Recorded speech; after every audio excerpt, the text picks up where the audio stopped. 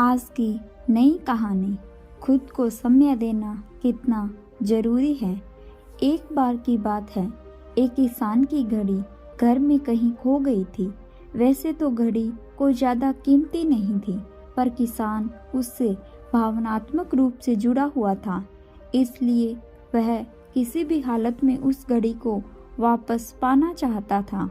उसने खुद खोजने की बहुत कोशिश की, सभी कमरे में, वह बाहर कभी अनाज के ढेर पे, पर तमाम कोशिशों के बावजूद भी उसे घड़ी नहीं मिली। उसने निश्चय किया कि वह इस काम में अपने बच्चों की मदद लेगा और उसने सभी बच्चों को आवाज लगाई, सुनो बच्चों, तुम में से जो कोई भी मेरी घड़ी खोज देगा, मैं उसे आज 500 रुपये इनाम दूंगा। फिर क्या था, सभी बच्चे पूरे जोश के साथ घड़ी को खोजने में लग गए। बच्चों ने हर एक जगह छान मारे, लेकिन उन्हें फिर भी घड़ी नहीं मिली। जब सब बैठ गए, अब लगभग सभी मान चुके थे कि वह घड़ी नहीं मिलेगी।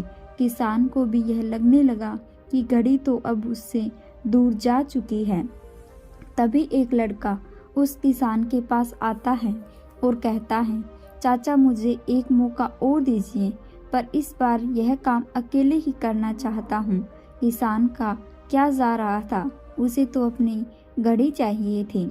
उसने तुरंत हाँ कर दी। लड़का एक एक करके घर के कमरों में जाने लगा और जब वह किसान के शयनकक्ष से निकला तो घड़ी उसके हाथ में थी। किसान घड़ी देख प्रसन्न हो गया और आश्चर्य से पूछा, बेटा कहाँ था यह घड़ी, और जहाँ हम सभी इसे ढूंढने में फेल हो गए, तुमने इसे ढूंढ निकाला।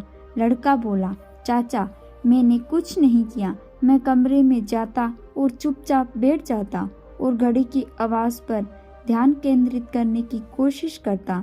घड़ी की आवाज़ पर ध्यान केंद्रित करने से तथा कमरे में शांति होने के कारण मुझे घड़ी की टिक टिक सुनाई दे गई, जिससे मैंने उसकी दिशा का सही अंदाजा लगा लिया और अलमारी के पीछे घड़ी की खोज कर ली। दोस्तों, इस कहानी से हमें यही शिक्षा मिलती है कि जिस तरह कमरे की शांति घड़ी को ढूंढने में मददगार साबित हुई, उसी प्रकार मन की शांति हमें हमारी जिंदगी की ज़रूरी चीज़ें समझने में मददगार होती है। हर दिन हमें अपने लिए थोड़ा सा वक्त निकालना चाहिए, जिसमें हम बिल्कुल अकेले हो, हम शांति से बैठकर खुद से बात कर सकें और अपने भीतर की आवाज़ सुन सकें। तभी हम हमारे जीवन को और अच्छे ढंग से जी पाएंगे तथा सभी समस्याओं को हल कर पाएंगे।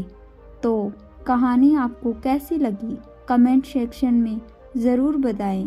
वीडियो को लाइक व चैनल को भी सब्सक्राइब करें। धन्यवाद।